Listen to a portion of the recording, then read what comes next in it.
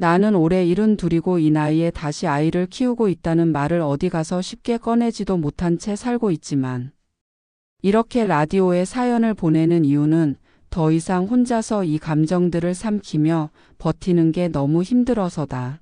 사람들은 황혼 육아라고 하면 손주를 잠깐 봐주는 정도를 떠올리겠지만 내 현실은 아이의 하루를 처음부터 끝까지 책임지는 삶이고 딸은 이혼 후 아이를 데리고 친정으로 돌아오면서 잠깐만 도와달라던 말과 달리 점점 모든 걸 나에게 맡기기 시작했다. 처음엔 나도 할머니니까 엄마니까 당연히 도와야 한다고 생각했고 딸이 무너진 얼굴로 아이 손을 잡고 집에 들어오던 그날을 떠올리면 외면할 수가 없어서 괜찮다고 여기서 쉬라고 말했지만 그 말이 이렇게 긴 시간이 될 줄은 몰랐다. 하루 이틀 아이를 봐주던 것이 어느새 일상이 되었고 나는 아이의 등하교 시간을 외우고 학원 요일을 적어두고 숙제를 봐주며 아이 친구 이름까지 기억하는 사람이 되어 있었으며 딸은 출근과 퇴근 사이에서 점점 내 역할을 당연하게 여기기 시작했다. 아침마다 굳은 허리를 억지로 펴며 도시락을 싸고 아이를 학교에 보내고 돌아오면 숨이 가빠 소파에 주저앉아야 했는데 그 와중에도 딸은 휴대폰을 보며 오늘 학원비가 얼마인지 준비물이 뭐였는지를 물었고 나는 그 질문에 대답하면서도 왜 내 노후가 이렇게 사용되고 있는지 스스로에게 묻게 되었다.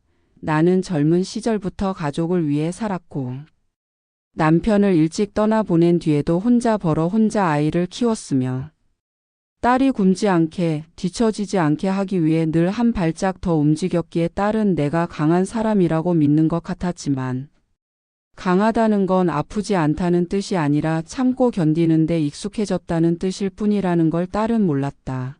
시간이 흐를수록 나는 아이를 사랑하는 마음과 딸을 향한 서운함 사이에서 갈라지고 있었고 아이를 안아주면서도 마음 한구석에서는 이 아이의 엄마는 왜 늘 나인가라는 질문이 떠나지 않았다. 그러던 어느 날 아이 문제로 딸과 크게 부딪히게 되었고 아이가 울며 내 뒤로 숨자 딸은 아이 손을 거칠게 잡아 끌며 내가 아이를 망쳐놨다며 소리를 질렀고 그 순간 딸의 눈빛은 딸이 아니라 나를 원망하는 한 사람의 분노 그 자체였다. 나는 아이를 놓으라고 말했지만 딸은 오히려 엄마가 뭘 알아 애 키워본 적이나 있어? 라는 말을 내뱉었고 그 말은 내가 평생을 바쳐 쌓아온 모든 시간을 한순간에 부정하는 것처럼 느껴져 숨이 막혔다. 아이는 방 한구석에서 울고 있었고 딸은 컵을 식탁에 내리치며 그동안 쌓아온 불만을 모두 쏟아냈으며 나는 결국 그럼 내가 키워라는 말을 하고 말았고 그 말이 집 안에 떨어지는 순간 공기가 얼어붙었다. 그날 이후 집 안은 이전과 완전히 달라졌고 나는 처음으로 아이의 육아에서 손을 놓겠다고 말했다. 더는 등하교도 학원도 숙제도 병원도 하지 않겠다고 이 아이를 사랑하지 않는 게 아니라 내가 먼저 무너질 것 같아서 그렇다고 말했지만 딸은 그 말을 배신처럼 받아들였고 아이는 울면서 내 다리를 붙잡았으며 나는 그 손을 떼어내지도 안아주지도 못한 채 그대로 굳어버렸다. 그날 밤 아이가 잠든 뒤 나는 잠을 이루지 못한 채 천장을 보며 이 선택이 옳은지 수십 번을 되물었지만 이미 돌아갈 힘도 남아있지 않았다. 그리고 나는 정말로 아무것도 하지 않기 시작했다. 아이를 깨우러 가지 않았고 도시락도 싸지 않았으며 딸이 허둥지둥 준비하다 지각을 하는 소리를 들으면서도 방문을 열지 않았고 학교에서 전화가 와도 받지 않았으며 회사에서 걸려온 전화에 딸의 목소리가 점점 작아지고 떨리는 것도 멀리서 들을 뿐이었다.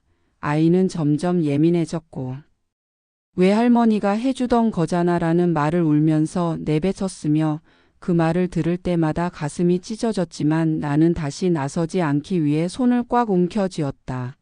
딸은 지쳐갔고 집에 오면 소파에 쓰러지듯 앉아 천장만 바라보다 아이가 부르면 무거운 몸을 일으켰으며 그 모습이 젊은 시절 혼자 아이를 키우던 내 모습과 겹쳐 보여 견디기 힘들었고 아이가 열이나 응급실에 다녀온 새벽 딸의 얼굴은 완전히 달라져 있었지만 나는 그 얼굴을 보고도 아무 말도 하지 못했다. 그날 이후 나는 처음으로 딸의 등을 보며 이 아이도 누군가의 도움 없이 버텨야 하는 순간이 왔다는 걸 인정하게 되었고, 그 인정이 나를 더 아프게 만들었다. 며칠을 그렇게 보내다 나는 결국 혼자 주민센터에 다녀와 상담을 받고 내가 할 수 있는 역할과 내려놓아야 할 책임을 정리했으며, 내가 아이를 버리려는 게 아니라 딸의 삶을 딸에게 돌려주기 위한 선택이라는 말을 수십 번 되뇌었고, 집으로 돌아와 아이의 학원비와 생활비를 봉투에 담아두며 이것이 내가 할 수 있는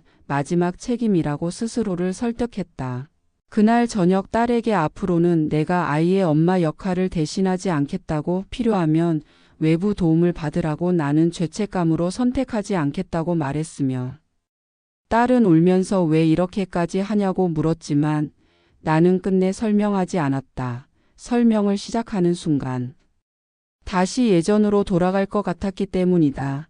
아이는 그날 밤 내 방문 앞에 잠깐 서 있다가 아무 말 없이 돌아갔고, 나는 그 발소리를 들으며 베개를 움켜쥐고 숨죽여 울었지만 문을 열지 않았으며, 그 선택이 옳은지 아직도 확신할 수는 없었다.